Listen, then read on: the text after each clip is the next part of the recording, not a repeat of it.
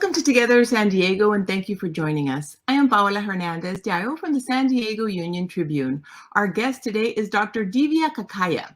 Today we will be talking about mental health and reentry anxiety as we return to the workplace and to schools. Hi, Dr. Kakaiya. Thank you very much for joining us today to talk about this very important topic. Hello, thank you. Thank you. I'm excited to be here. Thank you for being here with us today. Dr. Kakaiya, there are a lot of questions in regards to mental health and to anxiety for some of us. I've been going through the pandemic. It's been a stressful time. Tell us about the reentry anxiety, particularly now that one, the pandemic continues, and two, employees are returning to the workplace and students are returning to school.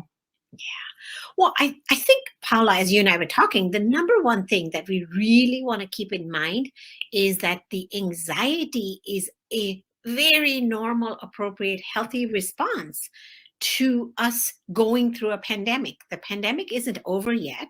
So I want us to be able to be in this place where we can normalize the anxiety and not make it something that needs to be gotten rid of right away, because then we put actually more anxiety on top of anxiety in order to try to shift those things around. So we really want to be in a place where we embrace that we are in a state right now where there's a lot of unpredictability, a lot of unknowns, and that we can't call our brain to access all that planning that we like to do and all that looking forward, that perhaps it's a really good time to remain more focused on the present and the joys of what the present brings for us. Dr. Kakaiya, you have a clinic called Healthy Within. At this clinic, you help with psychology and also with neurofeedback. You're a psychologist and you're also a neuroscientist, which is fascinating to me. Thank you for talking about reentry anxiety. What signs can parents look for, or what can a person just look for when it comes to anxiety? I think the most important thing to remember about anxiety is it lives in the body.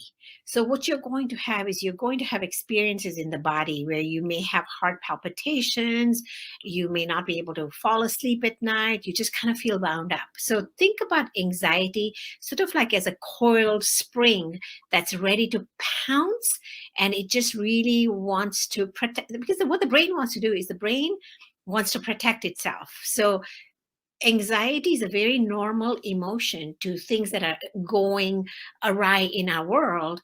And so we want to be looking for some of those physical signs. And I think a lot of times for us as adults, some of our anxiety can manifest itself as irritability, like grumpiness. We could feel like short fuse.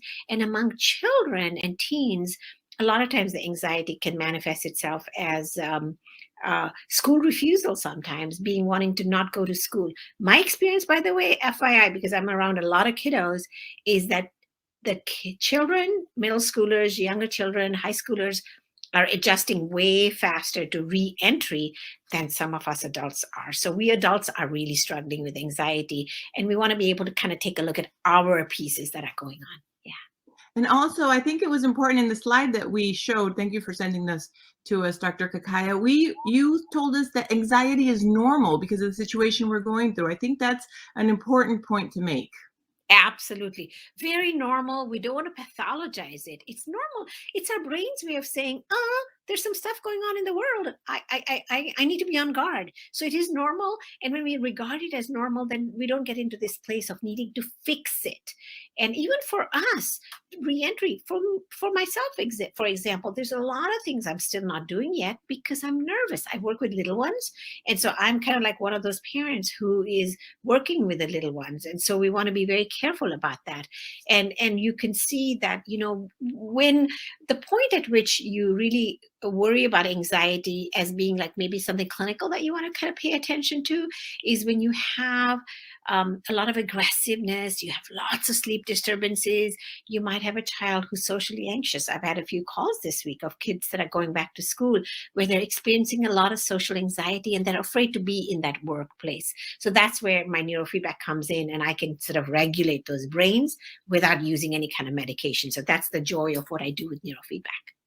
And something else that I was sharing, Dr. Kakaya, is about the side effects, the neuroscience of Mhm. anxiety and then the side effects. Can you tell us about that? So one of the biggest side effects we get with anxiety is really the heightened cortisol levels. So what happens in terms of with the brain is the amygdala is our emotional core of the brain, and the amygdala is like, oh my God, there's a fire out there, and I need to do something about the fire. So when the emotional brain is in control, the rational logical brain tends to go offline, and that's our prefrontal cortex. So what we really want to do is you can see that the side effects of anxiety, where the brain is in imbalance, and you'll have that irritability, the short fuse, the insomnia, the grumpiness. And one of the things that I find that's most joyful and healing for the brain is if we can give ourselves 5 to 7 minutes of quiet. Any kind of meditation that we begin to teach ourselves and teach our children will go a long way. And I think also it's very important for us to be able to think about embracing uncertainty. Uncertainty is going to be the name of the game for the next at least year and a half, because we'll have other variants that are going to come through. And we want to learn to live much more in the moment and really kind of mentally and cognitively prepare for disruptions in our life, because we've gone through the biggest disruption of the century. There are going to be more disruptions. So the best way we tackle anxiety is plan for those disruptions to show up in our life. Thank you. I think it is important to mention that it is normal. And also, you and I talked about the importance of sleep, particularly with teenagers. For all of us, I know it's important, but tell us about the importance of sleep right now, particularly with what we're going through and with the neurofeedback aspect of it as well for young ones. Absolutely. So what happens in sleep? Keep in mind, teenagers need about 9 hours of sleep a night. Okay. There's a system in the brain called the glymphatic system, kind of like our lymphatic system, but this is that cleanses the brain. When we sleep is when the brain is cleansing itself and it's getting rid of the toxins that we pick up in the daytime. There are so many, there's 50 brain chemicals that are involved in making the brain drowsy. And what I find with sleep is that when teens particularly go 6 or 7 hours of sleep on weeknights, they're very high risk for depression and anxiety. So we really, as a parent, as adults, even for our own sleep, if we make sleep a priority, we're giving the brain the best gift we can give it. So sleep is one of the best gifts we can give our brain. Definitely something very important to mention. What else can we do under the situation we're living and also with this anxiety, with mental health? What other tips do you have? So I think my big tip is about I think I'm talking about the pandemic pause. We have been given an amazing, glorious opportunity for us to evaluate our lives. We are being told, what do we want? What's important right now? What do we want to do in our world?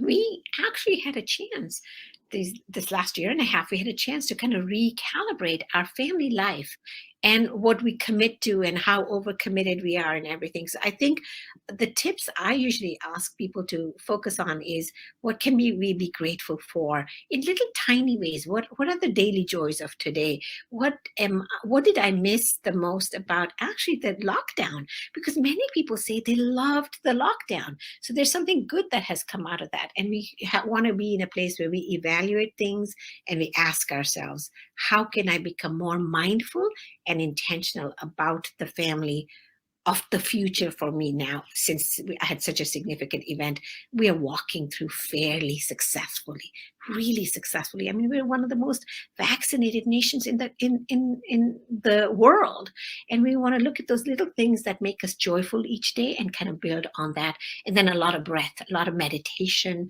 mindful breath, mindful eating, a whole bunch of different things like that. And then what I do with neurofeedback that Paula I really think is important for me to mention is people instantly turn to medications because we're the quick fix society, right?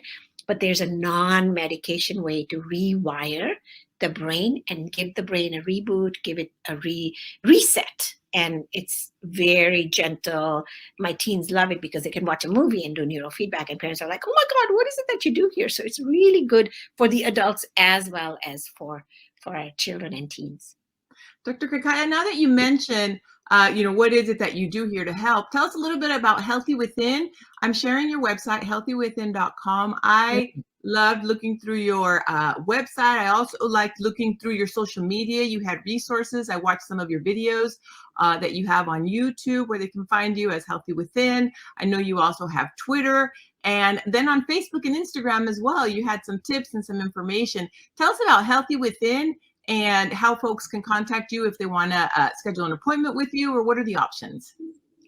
So, Healthy Within is my dream baby. I am an integrative psychologist, and Healthy Within is the center for me that really balances the mind, the body, and the brain.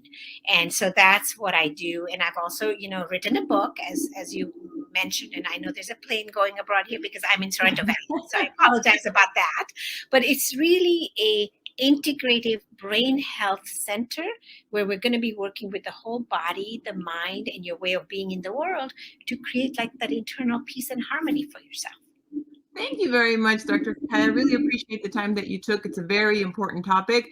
I also want to mention that you can find more information on healthywithin.com, or you can contact the clinic directly if you want to schedule some time with Dr. Kakaiya and her team as well. You can also find them on social media. As I mentioned, I watched their YouTube videos and saw the pictures and the information that they had on Instagram. Always a pleasure, very informative.